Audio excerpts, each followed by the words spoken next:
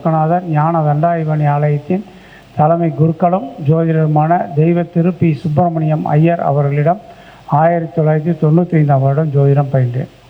எனக்கு என் குருநாதர் சொல்லிக் கொடுத்த ராசி அம்சம் 2 மட்டும்தான்.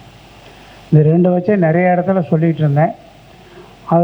அதே நிறைய நல்ல ஒரு பலன் சொல்கிறது பலிதமாச்சு. ஒரு பையன் ஜாதகம் பார்த்தான், அந்த பையனுடைய அப்பா இறந்துருவார்னு 3 ஜோதிடர்கள் சொல்லியிருந்தாங்க. நான் என்கிட்ட 4ஆவதாக வந்து பார்த்தான். நான் உங்கள் அப்பா இறக்க மாட்டார்னு சொன்னேன். எப்போ சொன்னேன்? 2020 டிசம்பரில் சொன்னேன். அந்த பையன் 21 ஜனவரி வந்தால் எங்கள் அப்பா இறந்துருவார்னு சொன்னான். 3 ஜோதிடர்கள் சொல்லிட்டாங்கன்னு சொன்னான். உங்கள் அப்பா இறக்க மாட்டார், தைரியமாக இருந்தேன். அவன் நம்பிக்கை இல்லாத போனான். அவனுக்கு அப்போ ராகு திசை நடந்துகிட்டு இருந்தது. செவ்வாய் திசை முடிஞ்சால் ராகு திசை வந்திருக்கும். செவ்வாய் திசையில் சனி புத்தி எப்போ வருதுன்னு கணக்கு போட்டு, இங்கிலீஷ் வருஷத்தையும் கணக்கு போட்டு, வயசையும் கணக்கு போட்டு, இந்த வருஷத்தில் உனக்கு விபத்து ஏற்பட்டுச்சான்னு கேட்டேன். ஆமாங்கய்யா, பைக்கார கொண்டாந்து இடித்து கீழே விழுந்து எந்த இடத்துல பிளேட் வச்சேன்னா, இடது கையில் பிளேட் வச்சேன்னா. சரி, அதில் நம்பிக்கை இருந்ததுன்னா இது நம்பிக்கையோட இரு. உமாவுக்கு தான் 2.5 வருஷத்துக்கு முன்னே பாதிச்சிருக்கோம். இப்போ எல்லாம் முடிஞ்சுது. உங்கள் அப்பாவுக்கு எந்த பாதிப்பும் வராது, நல்லா இருப்பாருன்னு சொன்னேன். அந்த பையன் காசு கொடுத்தான். வேண்டாம் போடா, நான் அப்புறமேல வாங்கிக்கிறேன் போ அப்படின்னு சொல்லி அனுப்பிச்சிட்டேன். அதே மாதிரி 2021 ஜனவரி 15ஆம் தேதி ஃபோன் பண்ணான். ஐயா, நான் அப்பயே சொல்லியிருந்தேன், உங்கள் அப்பாவை பாதிக்காது, உங்கள் பெரியப்பா சித்தப்பா தான் பாதிக்குன்னு சொன்னேன். அதே மாதிரி எங்கள் பெரியப்பா தாங்க ஐயா காலாகிட்டாருன்னா. உங்கள் அப்பா எப்படி இருக்காரு? எங்கள் அப்பா நல்லா இருக்காருங்க. 3 ஜோதிடர்கள் சொன்னாங்களே, அது என்னாச்சு? அதாங்க என்ன அப்படியே அவங்க ரொம்ப மனக்குழப்பத்தை உண்டாக்கிட்டாங்க. சரி, நல்லா இருக்கு. அந்த பையன் எனக்கு ஒரு 100 ஜோதிடர்களை ஜாதகம் பார்க்கறதுக்கு அனுப்பிச்சிருப்பான். அந்த பையனால் தான் நான் வாழ்ந்துட்டுருக்கேன். அதுவும் அந்த 3 ஜோதிடர்களால் தான் நான் வாழ்ந்துட்டுருக்கேன். அந்த 3 ஜோதிடர்களுக்கும் நன்றி சொல்லணும். இதே தான் நம்ம பரணி பாரதியார் மீட்டிங்கில் போய் பேசினேன். அது என்னவோ எனக்கு நம்ம ஒரு ஜோதிடர்கள் அத்தனை பேருமே வந்து இறப்பை வந்து ஒரு அறிகுறி காட்டி தான் சொல்லணும், இறப்பை முன்கூட்டியே அதான் சொல்லவே கூடாது அப்படிங்கிறதான் எடுத்து உரைச்சி சொன்னேன். அந்த பரணி பாரதியார் மீட்டிங்க்கு வந்தவர் ஐயா தங்கபாண்டியன் ஐயா எனக்கு சால்வை போட்டு சந்தன மாலை போட்டு வெள்ளி காசு கொடுத்து என்னை பாராட்டினார். இதுதான் அவர் கையால் நான் சால்வை வாங்கி பாராட்டினதான். அந்த பாராட்டுதலில் இருந்தே என்னமோ எனக்கு வற்றி போன கிணறாக இருந்தது, வற்றாத கிணறாக நீர் ஊறிக்கிட்டே இருக்குது. அதான் பரணி தங்கபாண்டியனியாவுக்கும் இந்த நேரத்தில் நன்றி சொல்லிக்கணும். அந்த மேடையில் பேசுனதை பார்த்துட்டு திண்டுக்கல் சின்ராஜ் ஐயா ஃபோன் பண்ணி பேசினார். நிறைய ஃபோன் வந்தது. ஃபோன் வந்தோன்னே நாம் என்னன்னு கேட்குறோம், ஐயா ஜாதகம் பார்க்கணுமா, உடனே டேட் ஆஃப் பர்த் டைம் அனுப்புங்க, உங்கள் ஜாதகம் தான் அனுப்புங்க, அப்படி தான் நான் சொல்கிறோம். உடனே ஐயா திண்டுக்கல் ஐயா சின்ராஜ் ஐயா ஃபோன் பண்ணார். ஃபோன் பண்ணோன்னா ஐயா ஜாதகம் பார்க்கணுமா, சரி உங்கள் date of birth time place அனுப்புங்க அப்படின்னு. அவருக்கு சிரிப்பு. அவர் சொன்னது எனக்கு சரியாக காதில் விழுகாதனால அப்படி சொன்னோன்னே உடனே அவர் பொறுமையாக சொன்னார், நான் திண்டுக்கல்லேருந்து ஜோதிடர் சின்ராஜ் பேசுகிறேன் அப்படின்னா. ஐயா வணக்கம் வணக்கம் சொல்லுங்க என்ன. இல்லை பரணி பாரதியார் மீட்டிங்கில் பேசுனீங்கல்ல, நல்லா பேசியிருக்கீங்க, பரவாயில்ல, உங்கள் வயசுக்கு ஏற்றபடி நல்ல பாடலெல்லாம் பாடி நல்லா பேசியிருக்கேன், நல்லா இருக்கு, அப்படியே கீப்பப் பண்ணுங்கள், நல்லா வரலாம் அப்படின்னாரு. இதுதான் என்ன பேசினேன்னு எனக்கு ஒன்றும் இல்லை. அந்த வீடியோ வந்து ஒரு 76 பேர் மேலே பார்த்துருக்காங்க. இதுக்கு நான் என்ன பண்ணிட்டோம், அதில் என்னென்னா இறப்பை சொல்லக்கூடாது. அப்படி இறப்பு அவங்களுக்கு ஒரு இதுன்னா ஒரு அறிகுறி காட்டுங்க, அதுதான் என்னுடைய முக்கியமான பாயிண்ட். அதை வச்சு தான் பேசினேன். என்னுடைய வீட்டுக்கு எதிரிலே ஒரு அம்மா வந்து பார்த்தாங்க. அந்த பசங்களுடைய ஜாதகத்தில் பார்த்தேன், பசங்களுக்கும் அப்பாவுக்கும் இந்த பசங்க கர்மம் செய்வான் போல இருக்குது, சின்ன பையன் அப்படின்னு சொல்லிட்டு அவருடைய ஜாதகம் இருக்கான்னு கேட்டேன். இருக்கியான்னு கொடுத்தாங்க. அவருடைய ஏன் பார்த்தாலும் 8 கோடி திசை, சரிப்படாது. அம்மா அடிக்கடி நெஞ்சு வலிக்குதான்னு சொல்கிறாரான்னு. ஆமாங்க, கூட்டிகிட்டு போய் ஆஸ்பத்திரியில் மருத்துவ சொல்ல பாருங்கன்னு சொன்னேன். அவங்க நாங்கள் எங்கே சொன்னால் கேட்குறாரு அப்படின்னு சொல்லிட்டு விட்டார். சரின்னு பேசாமல் விட்டு 2 ட்ரிப்பு ஆட்டோவில் போய் தப்பிச்சு வந்துட்டார். 3ஆவது ட்ரிப்பு ஒரு 3 மாதம் கழித்து மீண்டும் ஆட்டோவில் போனார். போகும்போதே டிக்கெட் வாங்கிட்டார். அப்புறம் அந்த அம்மா கேட்டாங்க, ஏன் இதெல்லாம் உங்களுக்கு தெரியுமா? அம்மா தெரிஞ்சாலும் சொல்லக்கூடாது, நான் உங்களுக்கு குறிப்பு தான் சொன்னேன். என்ன சொன்னேன், இதை நெஞ்சு வலிக்குன்னு சொன்னாரா, ஆஸ்பத்திரி கூப்பிட்டு போய் பாருங்கள் சொன்னால. மருத்துவ செலவு பண்ணிங்கன்னா தண்டம் கட்டினீங்கன்னா கண்டம் வராது, நீங்கள் தண்டம் கட்ட விட்டீங்க கண்டம் வந்துருச்சு. நான் என்ன சொன்னேன், ஆஸ்பத்திரி செலவு மருத்துவ செலவு பாருங்கனால அதில் 1 லட்சம் 2 லட்சம் செலவு பண்ணிங்கன்னா கண்டம் வராது அப்படின்னு சொன்னேன். இதை சொன்னதான் இந்த வீடியோவில் அங்கே போய் அங்கே பேசினேன். அட சாமி, என் வயசோ 70, நான் பிறந்தது 55, ஜாதகம் கட்டுறது 95, பேசுனது 2025, நான் டிக்கெட் வாங்க போகிறது 35, 2037 நான் டிக்கெட் வாங்க போகிறேன். என் ஜாதகத்தை நானே போய் 2000 ரூபா கொடுத்து பார்த்தேன். ஏன்னா என் 2015 எனக்கு 7.5 சனி ஆரம்பம். அப்படி 7.5 சனி வருது. சரி, அது எப்போ போடுறது? அப்போ என்னென்னா சனி திசை, சனி புத்தியும் வந்துடுச்சு. சரி, அப்போ எனக்கு 59 முடிஞ்சு 60 நடக்குது. 60 முடியும் போது நம்ம டிக்கெட் வாங்க போகிறது உறுதி தான். ஏன்னா ஜாதகத்தை பற்றி கற்றுக்காத வரைக்கும் ஒன்றுமே பிரச்சனை இல்லை. ஓடா எது வந்தாலும் வரட்டும் அப்படின்னு பார்த்துட்டு போயிட்டே இருக்கலாம். இதை கற்றுக்கிட்டு தான் தொந்தரவு. அப்புறமேட்டு என்னாச்சு, இங்கேருந்து திருப்பூர் போய் அவர் ராஜன்கிறவர்கிட்ட ஜாதகம் பார்த்தேன். அவர் கேபி முறையில் பார்க்குறவர். சரி, நான் ஐயா எனக்கு இதை சொல்லாமல் ஒரு 2-3 ஜோதிடர்கிட்ட போய் திட்டு வாங்கி எனக்கு துரத்தி விட்டாங்க.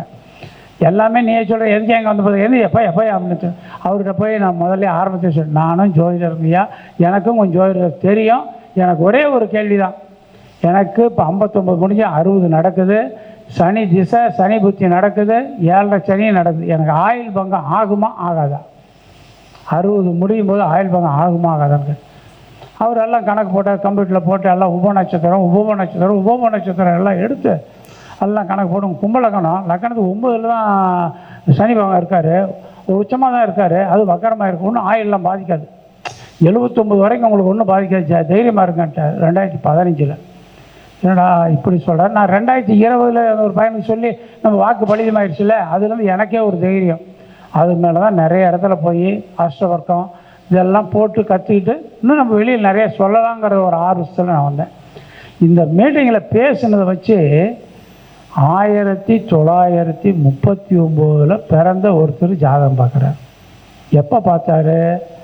2025 8வது மாதம் என்கிட்ட பார்க்குறாரு. அவர் பேர் என்ன?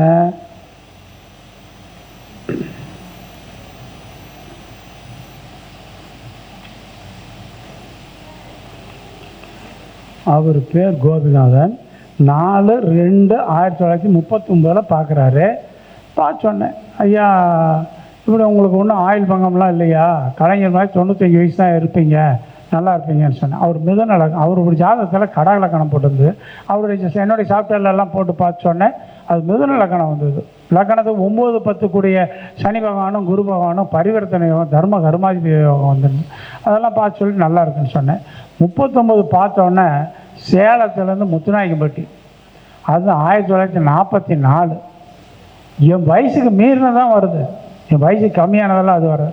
44 அதையும் பார்த்து சொன்னேன். மெட்ராஸ்லேருந்து ஒருத்தர் 1947, அது என்னடா இப்படி வர்றதெல்லாம் ஆயுளுக்காகிறதே வருது அப்படின்னு சொல்லிட்டு அதையும் பார்த்து சொன்னேன். 2வது ஒன்று வந்து பாருங்க, கடைசியாக ஒரு 5வதா 1929. அந்த அம்மா கேட்குறாங்க, எங்கள் அப்பாவுக்கு 96 வருஷம் நடக்குதுங்க, எங்கள் அப்பாவுக்கு ஆயுள் பலம் எப்படி இருக்குது, அதை ஒன்றை மட்டும் சொல்லுங்கள் போதும். அம்மா உங்கள் அப்பாவுக்கு 96 முடிஞ்சு 97 நடக்குது. 96 வருஷம் 8 மாதம் சில நாள் நடக்குது. உங்கள் அப்பாவுக்கு இன்னும் 2.5 வருஷம் இருப்பார், ஒன்றும் பயப்படாதீங்க. அஷ்டவர்க்கம் போட்டுக்குவேன்.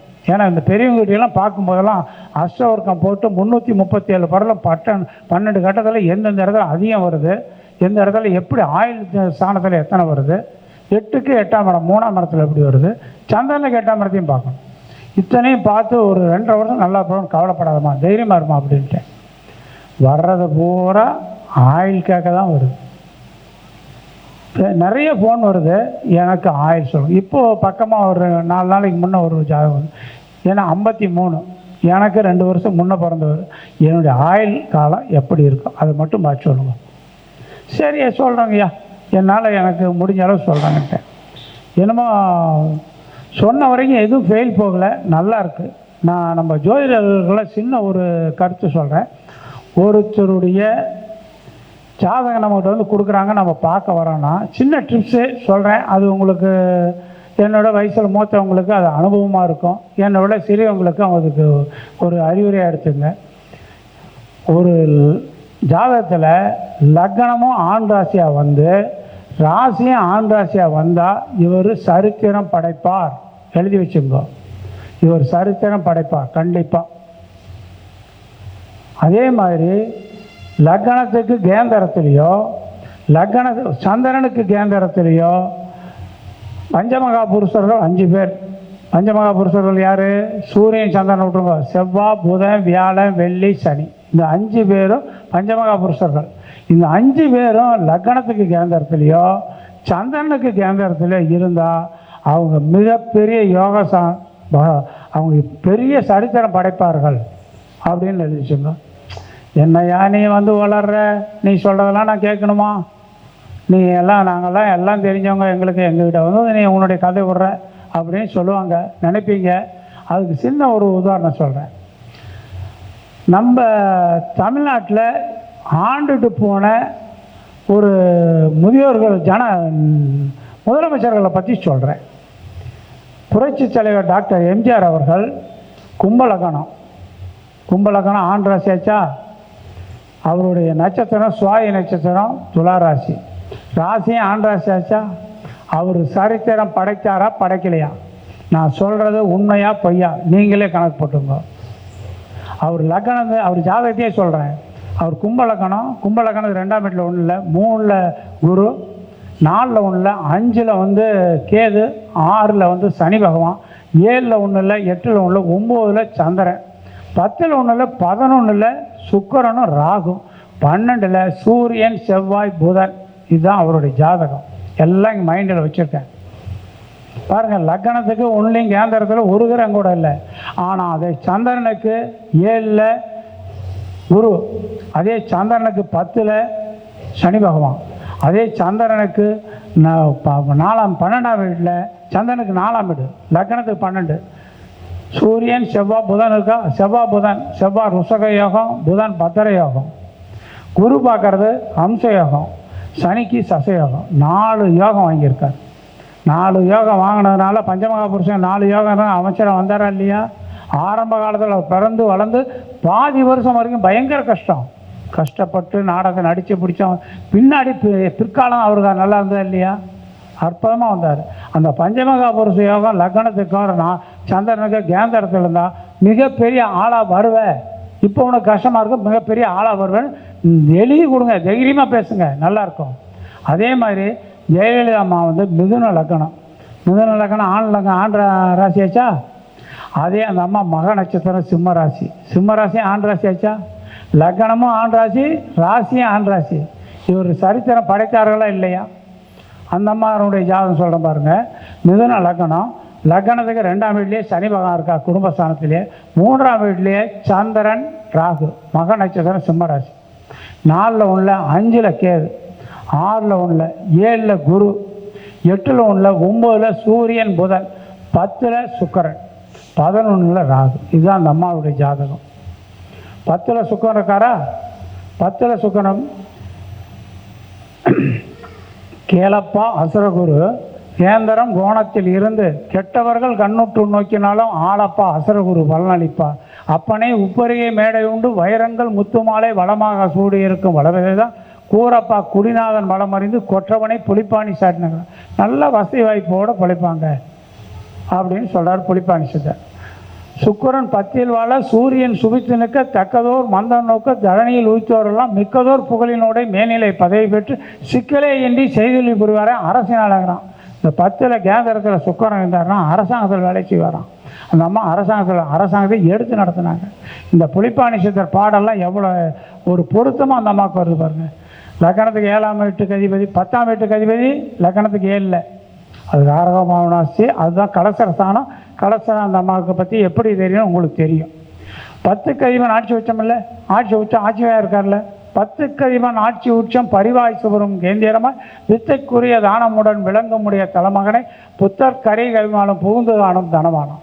மிகப்பெரிய தனவானா படைப்பான்னு புலிப்பாணி சித்தர் சொல்கிறார். தனியும் இருக்குது, நல்ல அம்சமாக படைக்கிறாங்க. இந்த பஞ்சமகா புருஷ யோகம் எந்தெந்த இடத்துல என்னென்ன இருக்குதுன்னு பாருங்கள். அந்த பஞ்சமகா புருஷ யோகத்தை வச்சே நம்ம சொல்லிவிடலாம் உன்னுடைய எதிர்காலம் அற்பமாக வரும்னு. ஏபிஜே டாக்டர் அப்துல் கலாம் ஐயா கடக லக்னத்திலே குரு, லக்ன கேந்திரமில் குரு, அது அம்ச யோகம் வந்துருச்சா. 1, 2, 3, 4 செவ்வாயும் சுக்கிரனும் ருஷக யோகம். சுக்கிரன் வந்து மாளவிய யோகம். 2 யோகம் தான் இருக்குது. லக்னத்தை 3ஆம் வீட்டுக்கு அதிபதி புதன், அங்கேயே ஆட்சி சூரியன் புதன் செவ்வாய் 3 பேர் அங்கேயே 3ஆம் இடத்துலேயே இருக்காங்க. மூன்றாம் இடம் தான் ஆராய்ச்சி இதெல்லாம் வரக்கூடியது. அதே இவர் 12ஆம் வீட்டுக்கு அதிபதியும் அவரே ஆட்சி பலம் பெறாருல்ல.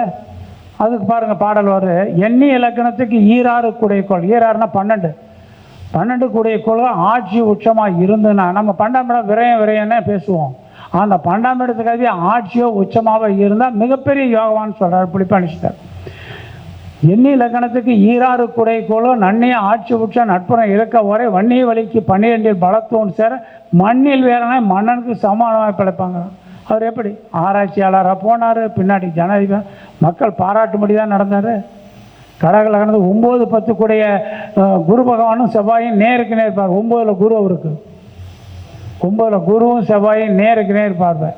தர்ம கர்மாதி யோகம் வந்துச்சுல, பேர் புகழும் பாராட்டும்படி நடந்தார்ல. அது மாதிரி இந்த பஞ்சமகா புருஷ யோகம் இருக்கிறவங்க மிகப்பெரிய அளவில் வருவாங்க. அதில் எந்த விதமான சந்தேகமும் இல்லை. ஒன்று வேணாம், கவிஞர் கண்ணதாசன் அவரும் சிம்ம லக்கணம்.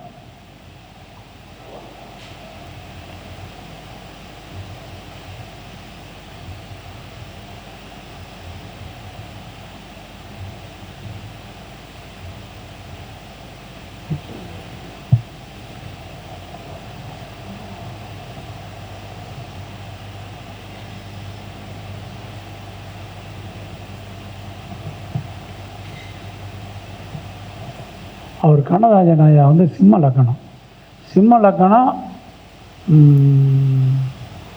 மேச ராசி. அது கொஞ்சம் மறந்து போச்சு. அது லக்கணத்துக்கு கேந்திரம் இல்லை, சந்திரனுக்கு கேந்திரத்தில் 3 கிரகம் இருக்குது.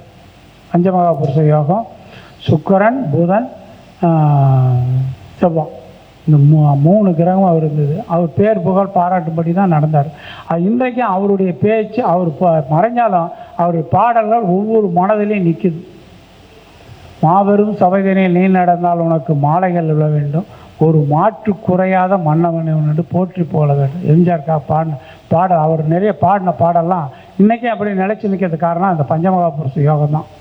அதே மாதிரி கர்மாதிபதி யோகம் உள்ள ஜாதகங்களும் நிறையா இருக்குது. அதே மாதிரி கலைஞர் காமராஜர் ஐயா அதே கடக லக்கணம் தான். லக்கணத்துக்கு 7லேயே சனி பகவான் இருக்கார், அது சசயோகம். அது மாதிரி நிறைய பேர்கள் இந்த பஞ்சமகா புருஷர்கள் இருந்தனால தான் தெரிஞ்ச அண்ணா. அதே மாதிரி கலைஞர் கருணாநிதி ஐயாவுக்கு அவர் சொல்கிற மாதிரி இருக்காங்க, அவரும் கடக லக்கணம். லக்கணத்துக்கு 2ஆம் வீட்டில் ராகு, 3ல் உள்ள 4ல் சனி பகவான் சசயோகம், 5ல் குரு, 6ல் உள்ள 7ல் செவ்வாய் ருஷக யோகம், 8ல் கேது, 9ல் உள்ள 10ல் புதன் பத்தரை யோகம், 11ல் சூரியன் புதன் அமாவாசையில் பிறந்தவர், அவர் மிருகசீரிஷ நட்சத்திரம். இந்த யோகம் 3 யோகம் அவருக்கு இருக்கங்கால தான் அவர் மிக பெரிய ஒரு இதாக வர முடிஞ்சது. அவர் வந்து கடக லக்கணம் பெண் ராசி, அவர் வந்து மிருகசீரிஷம் ரிஷபராசி, அதுவும் பெண் ராசி. இவர்கள் இப்படி இருக்க பெண் ராசி இருக்கும் சரித்திரம் படைக்க உதவி செய்வார்கள். அண்ணாவுக்கு சரித்திரம் படைக்க உதவி செஞ்சு அண்ணாவுக்கு பிறகு அந்த இடத்தையே இவர் தக்க வச்சு இவரும் அந்த முதலமைச்சர் பதவியிலேயே வந்தவர். அவர் 3 யோகம் இருந்தது, அவரே முதலமைச்சரை கொண்டாந்து வச்சிருச்சா. அமாவாசை யோகம், அதே குரு பார்வை,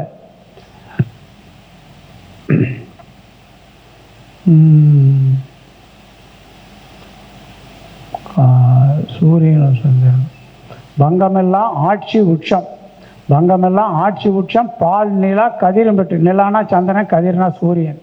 பங்கமெல்லாம் ஆட்சி உச்சம் பால் நிலா கதிரும் பெற்று புந்தியில் லக்கணத்தில் புகழுடைய கேந்திரத்தில் தங்கிட உதித்தமாந்தார் தலைவிழா வலியும் மிக்க அங்கவன் குருவின் பார்வையை அமைஞ்சரல் சிறப்பேயாமான. 5ஆம் வீட்டில் இருக்க குரு பாருங்க, இல்லை சந்திரனையும் பார்ப்பார், சந்திரன் வந்து 9ஆம் வீட்டு பார்வையை கடகத்தையும் பார்ப்பார். அவருக்கு அதுதான் ஆயுள் தீர்க்கம். ஆயுள்காரங்க சனி பகவான் 4ஆம் வீட்டில் வந்து உச்சம் பெறாருல, அவருக்கு சசையாக வந்து குரு பார்வை இருக்குல்ல, சந்திரனையும் சூரியனையும் பார்க்குறாருல, அதனால் பேர் புகழ் அந்தஸ்து இதெல்லாம் வாங்கினார்.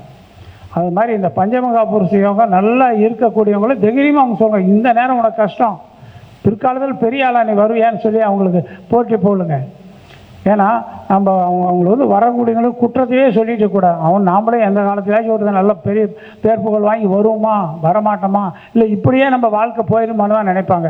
நீ பெரிய ஆளாக வருவேன், நல்லா இருப்பேன்னு தைரியமாக சொல்லி அனுப்புங்க, அதனால் நல்லா இருப்பாங்க. இதெல்லாம் நீங்கள் உங்கள் ஜாதகத்தோடையும் எல்லாம் ஒப்பிட்டு பாருங்கள். உங்கள் ஜாதகத்திலே என்னென்ன யோகம் இருக்குன்னு உங்களுக்கே மறைஞ்சிருக்கு. நம்ம நிறைய ஜோதிடர்களுங்க அவங்களுடைய லக்ன புள்ளி என்னன்னு தெரியாமல் இருக்காங்க. ஒவ்வொருத்தரும் அவங்கவுங்க ஜோதிடத்தை ஆராய்ச்சி பண்ணுங்கள். முதல்ல அவங்கவுங்களுடைய ஆராய்ச்சி பண்ணி லக்ன புள்ளி என்ன, ஒவ்வொரு நட்சத்திரமும் எந்தெந்த சாரத்தில் இருக்குதுங்கிற உங்கள் ஜாதகத்தில் உங்களுடைய இதே சொல்லுங்கள். நமக்கு நாமே நம்ம இதுலேயே குறை வச்சுக்கிட்டு அடுத்தவங்களை குறை சொல்லவே கூடாது. நமக்கே பல யோகங்கள் இருக்கும், பல யோகங்கள் பிற்காலத்தில் வரும், அதை நம்ம பொறுப்படுத்தாமல் பார்த்துக்கிட்டு இருப்போம். அதனால் நமக்கு என்னென்ன யோகம் இருக்குது நம்மளே சிந்தித்து வரக்கூடிய ஜோதிடர்கள் ஜாதகம் பார்க்க வரவங்களுக்கு நல்ல யோகம் இருக்குதுன்னு சொல்லி அவங்களை தைரியம் சொல்லி அனுப்புங்க. அத்தனை ஜோதிடரும் ஒரு கலங்கரை விளக்கமாக இருக்கணும்னு நான் கேட்டுக்கிறேன். எனக்கு பேச சிற்றூரியை நிறைவு செய்கிறேன். அடுத்த கூட்டத்தில் மட்டும் வந்து தெளிவாக விரைவாக பேசுகிறேன் அப்படின்னு சொல்லி எனக்கு பேச வாய்ப்பளித்த மதிப்பிற்கும் மரியாதைக்கும் உரிய அன்புக்கும் போற்றுவதற்கும் பாராட்டுக்கும் உரிய சிவபெருமான் எங்கள் அப்பன் சிவாஜியாவுக்கு நன்றினை சொல்லி நான் அன்றாடம் வழங்க சிவபெருமானுடைய பேரையை வச்சுருக்கேன். அவர் என்றென்று அவருடைய தயவு இருந்தால் தான் நம்ம வாழ முடியும். எங்கள் அப்பன் சிவபெருமானுக்கு நன்றினை சொல்லி எனக்கு விடைபெறுகிறேன். நன்றி, வணக்கம், வாழ்க வளமுடன். கேட்டுக்கொள்கின்றேன்.